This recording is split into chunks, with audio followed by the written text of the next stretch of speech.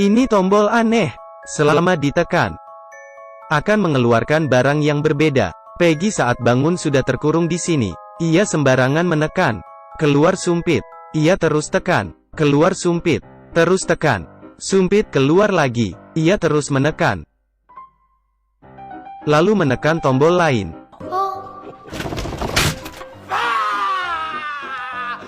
Peggy dengan kesal menekan tombol lain.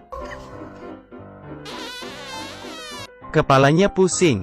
Ia duduk, melihat barang aneh yang ada di ruangan ini. Peggy melempar balon. Tak sengaja menekan tombol. Lalu keluar sushi.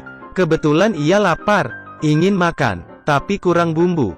Peggy menekan tombol lagi. Keluar sushi lagi. Coba tekan lagi. Semuanya sushi. Lalu ia makan sampai habis. Setelah selesai, ia menekan tombol. Baru keluar bumbu. Ia berbaring. Menekan tombol di sampingnya. Keluar kacamata 3D. Ia pakai. Lalu melihat ada malaikat di dinding. Apa ini tombol untuk kabur? Peggy senang. Lalu menekan lagi. Ruangan jadi gelap. Ada hitungan mundur. Peggy panik. Terus tekan tombol. Tapi tombol hilang. Di saat itu muncul benda aneh di atas.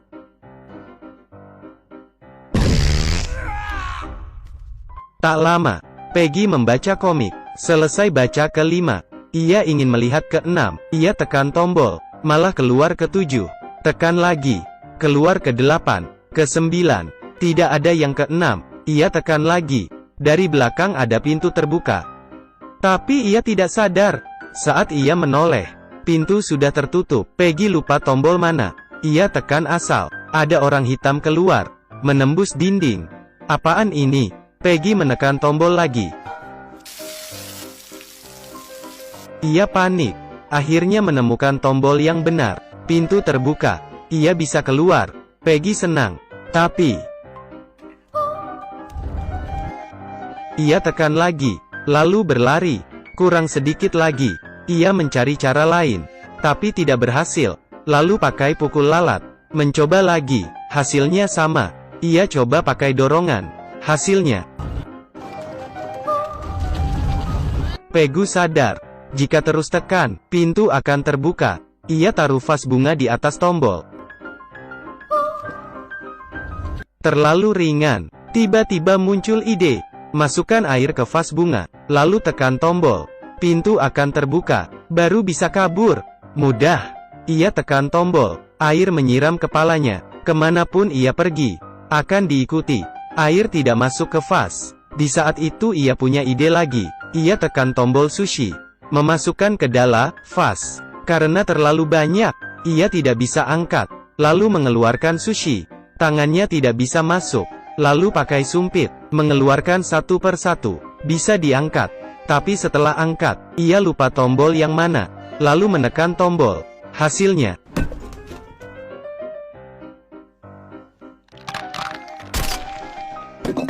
Peggy kesal. Lalu menekan asal salah satu tombol. Kali ini benar. Ia buat sushi. Menekan tombol. Saat dikira berhasil, Peggy stres. Ia solatip tombol. Sepertinya berhasil. Saat ia akan menyerah, ia melihat tali. Ia senang. Pakai cara lain.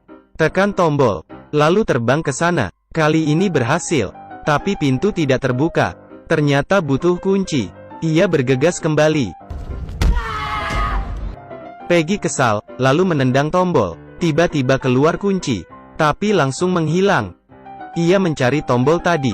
Tapi tidak tahu yang mana. Mungkin yang ini. Hasilnya, Peggy merasa stres.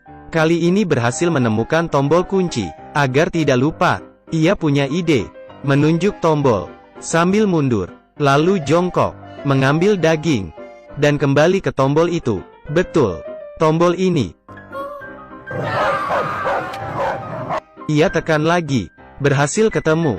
Lalu beri tanda. Ia pakai tali melayang ambil kunci. Tapi gagal. Melihat barang di depan, ia punya ide. Mulai melakukan pertunjukan.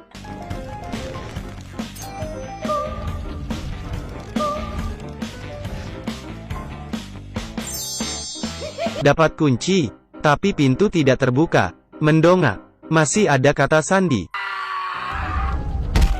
Ia dengan kesal melempar benda. Tak sengaja menyentuh tombol. Orang hitam keluar lagi. Peggy baru menyadari. Di jidat orang itu ada, kata Sandinya. Setelah coba berkali-kali, Sandy berhasil dibuka. Saat ingin buka pintu ruangan tertutup. Karena sempit, pintu itu tidak terbuka. Ia terjebak di dalam. Ia ingin kembali ke ruangan sebelumnya, tapi tidak bisa. Hanya bisa putus asa. Tak lama, ia menyadari ada sebuah tembok aneh. Lalu ditarik. Ada sebuah terowongan. Peggy berlari. Dan menyadari, ia masuk ke dalam ruangan lebih besar lagi. Ruangan ini seperti manusia seperti kita. Terkadang merasa tidak puas menghadapi godaan.